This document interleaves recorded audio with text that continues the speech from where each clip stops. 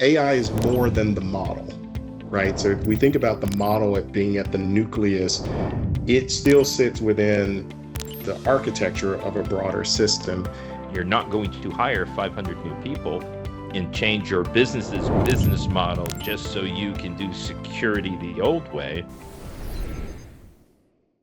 I don't know if it's smooth or entirely rewrite. I think there's huge opportunity. Like, you remember, so when we ended our last session, you asked me a question, something around any last thoughts of, what CISOs have to think about. And, my response was, we've got three missions, essentially. One, to enable the business and help them drive it. Mm-hmm. The second is defend them against the attacks that AI is creating, or the new threats that AI is creating. And how do we look at that? And the fourth is, how do we do our business better? And there's a combination in those last two that are super important.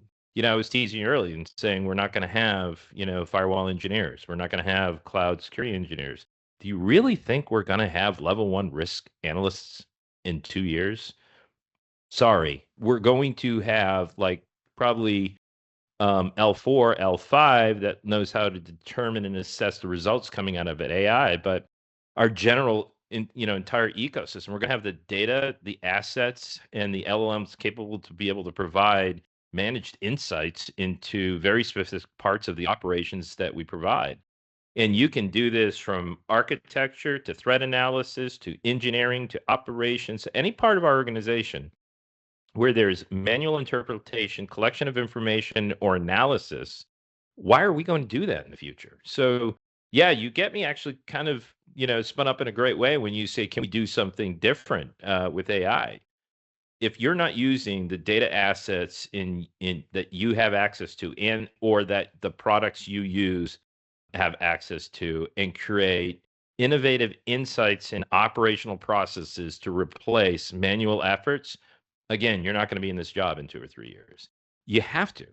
The speed at which your business is changing, the threat is changing, and the amount of information your organization has to go to equate to reasonable jurisdictional regulatory assurance, or if you're on the finance side, all of the financial services changes that are coming along, just the things associated with AI oversight of your third, fourth, and fifth parties within your digital ecosystem. You're going to need a different way to do it. You're not going to hire 500 new people and change your business's business model just so you can do security the old way. You're going to have to rely on new AI capabilities that find your pipeline, assess your pipeline, defend your pipeline, and show you when AI will call out itself and say, I can't see or defend this portion of the pipeline, you may need to do a manual review on that. I mean, that is where it's going to take us, and it's going to get us there really, really fast. I'm seeing some amazing tech with the use of AI in several different areas that I'm starting to say, okay, but you used M&A as an example.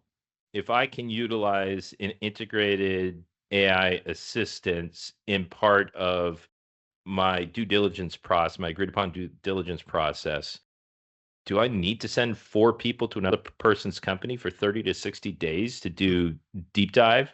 Or is that done essentially in 2 or 3 days? And I use the external information available by partners that collect, again, specific information. I'm just using M&A as an example about their products, the things that I'm going to be acquiring, putting into my infrastructure, look at their code bases.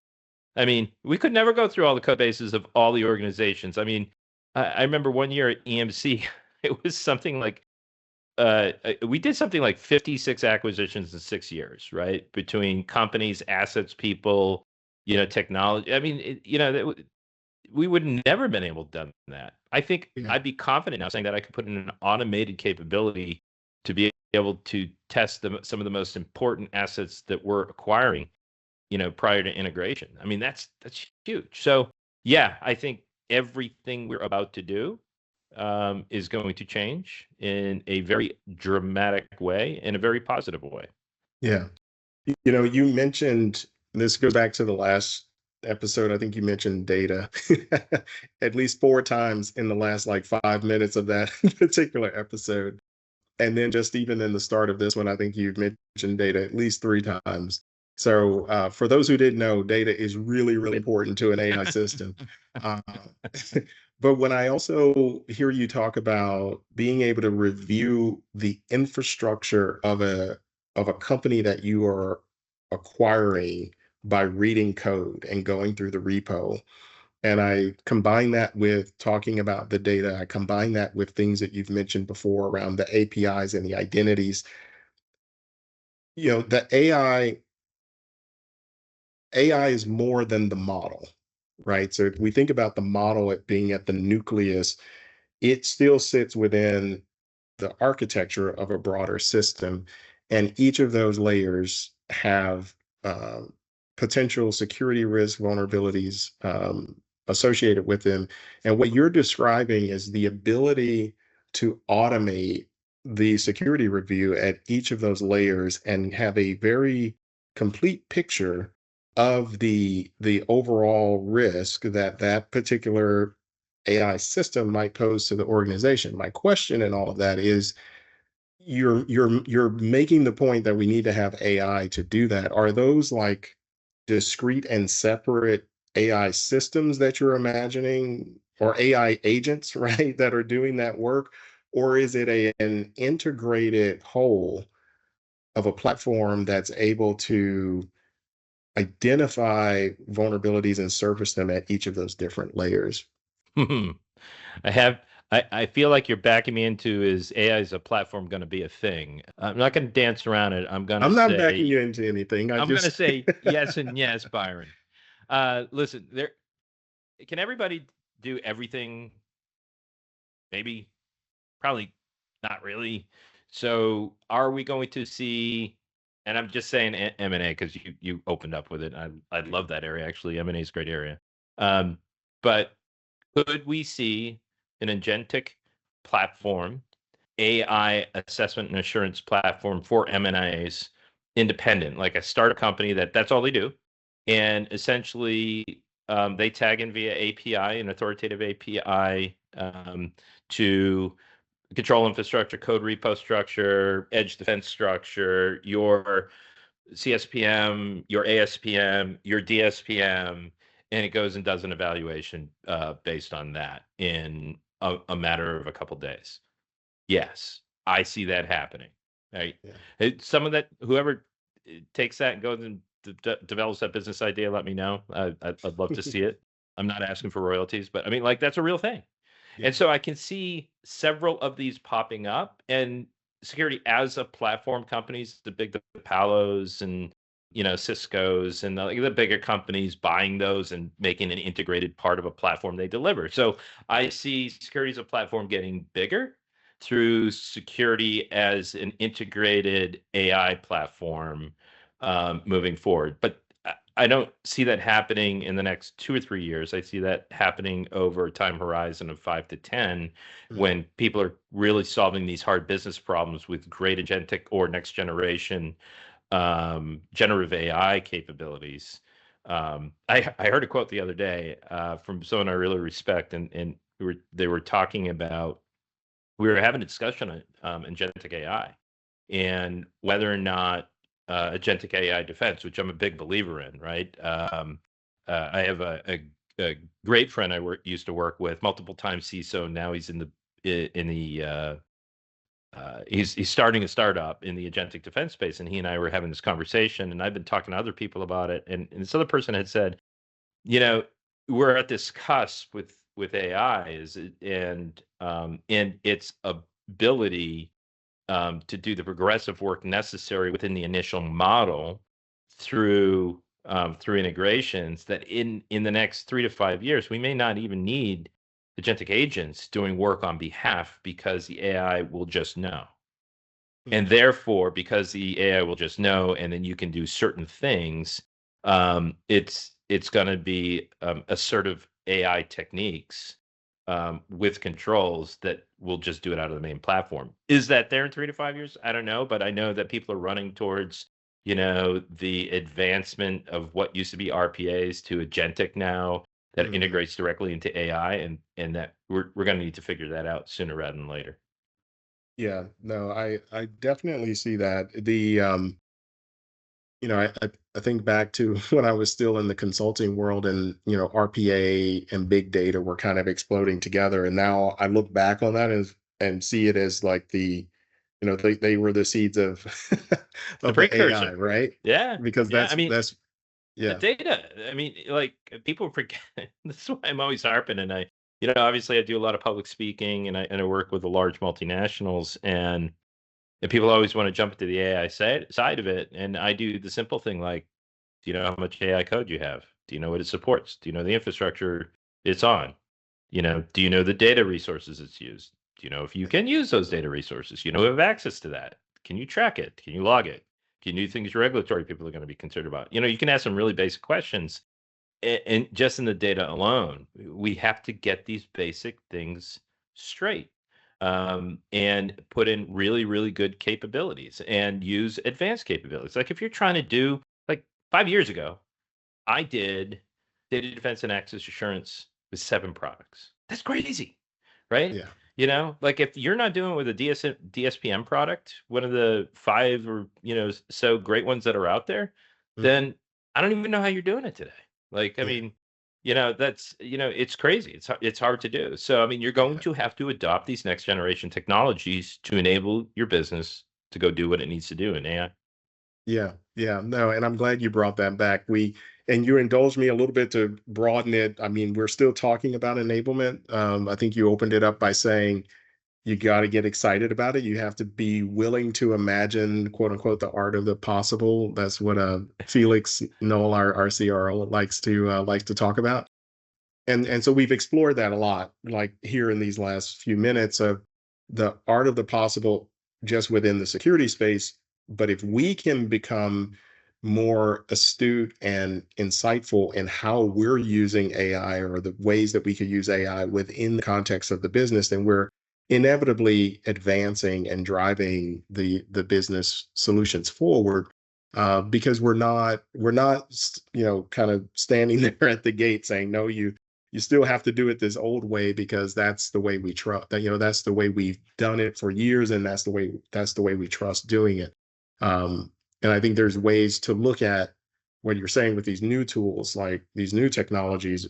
DSPM is a great one when you think about structured unstructured data across large organizations that have grown through acquisition. It's like, how do you ever get your arms around that data and classify it in context for the use, in real time? Like, I don't know how you would do that without using, number one, a DSPM that has AI as part of its engine to Right? make those decisions for you. So we have to adopt and use those new methods in order to secure our organizations so that they can then go on and use even more advanced customer facing value chain driven process change and transformation. So that really, thank you for kind of guiding and going down that path for us to be able to explore that with the group. So again, the this is, folks who have listened to the first one, you're now getting the second one. You'll see this again in the third. It's part of the format. We want this to be actionable. We want to talk about homework. What can those listening today, whether they're CISOs or if they're deputy CISOs or security practitioners or risk professionals, whoever we've lured into this this honey pot, what can they do over the next 30 days? Like, what conversations should folks have in their organizations? Think about enabling the business, whether it's a marketing organization.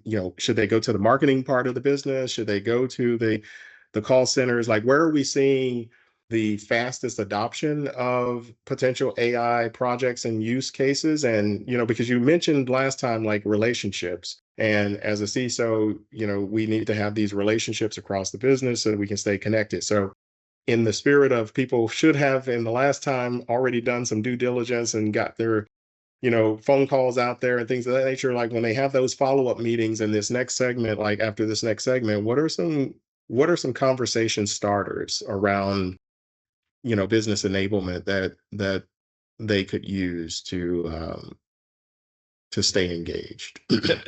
So let's just say they followed it and they met a bunch of people and they're learning about AI in their company. Now they know what's going on. Yeah. Make a target list. Make a target enablement list. Go to those meetings with saying, "Hey, here's what we heard from a priority perspective. We want to ensure that you guys hit your target. And so here's our plan to help you do that. Be proactive. It's about being proactive and showing that you want them to do it. So you're going to do the hard work on your side to make sure they're doing it. There's nothing that says that you're in it for them, that you're in for the business to win, and you're part of their team when you come to them with, I heard you, thank you, now we're going to help you go do it. And so establish a plan to go do that, and do it across, I don't know, top 3, top 5, top 10. Maybe you're, big MNC with 2 to 4,000 security professionals. Carve out a task force, and their job is to create the action planning for enablement of that AI on the priority list for the top 20 things, Yeah. and show that production over time. You get people excited when security gets excited about getting it done for them. You walk into a meeting, they're going to start carrying you on their shoulders around the boardroom. So be that guy or gal that is getting them excited. The next thing is, I've said it before and I'll say it again, be AI ready, right? Let them know you're doing the same thing to be a better business leader in the business or agency you serve. So talk about the top 5 AI initiatives. I mean, I know a CISO in tech in one of the top 4 tech companies, that every single one of his directs has an AI goal this year for optimization of security readiness, capability, quality, and delivery back to the business. And he was one of the first executives to show his plan to the rest of the business executives how he intends to do it for the quote unquote business he runs, which is security. Be that CISO. Let people know that you're not afraid of it. You're not stepping away from it or going to slow them down from regulatory. Like you're embracing it and driving it as well, and you're going to be their partner. And the third thing I would say is listen to your peers. I love listening to my peers. I tell you, I get some of the best damn ideas in the market when I sit down at a ISACA meeting or a World 50 meeting, or I'm at a dinner or meetup in the city with some of my favorite CISO friends that I've grown up through the industry, and they tell me about the innovative ideas they're doing. Listen to your peers. You're not going to learn everything just by reading or seeing what comes across your news feed. Be engaged with the industry and how other people are solving problems, and adopt those and modify them to support your business. But be your ears and eyes for the organization and bring that back to the executive team. You'd be surprised how much they appreciate that too. So lots of things you can do to enable your organization. Yeah, I love that. I love that. I mean, I love all of that, but that first one you mentioned, because showing people that you listened to them and that you took it serious and you took action. there's I'm no sorry. What'd you say? No there's kidding. no Kidding. greater there's no greater way to garner and build trust. I mean, to show a peer that you care about his or her outcomes and that you're working with them together to try to, accomplish that. I mean, that goes a long way. I mean, what is the old saying? If you want to go fast, go alone. If you want to go far, go together, right? I mean, Yeah. I mean, that's the what you're fact saying is, there. if you do this for work, you're kind of mission driven, right? You hate bad Yeah, guys. You want to solve right, problems. You want to do a lot of stuff. right. And in that, we often lose, me included, the business aspects of it, and Yeah. the implications of the decisions and the processes we put in place, for the business that we're serving. So the closer you can get to them, understand them, and enable them, enabling yourself because you're part of that business. So, Yeah. Yeah. focus on your internal customer service. Well, I'm going to leave it there, my friend. I couldn't have said it better. Great ending. We got 2 in the bag. We got 1 more to go. One more to go. All right, buddy. All right. Take care. Talk to you Talk later. soon. All right. Bye bye.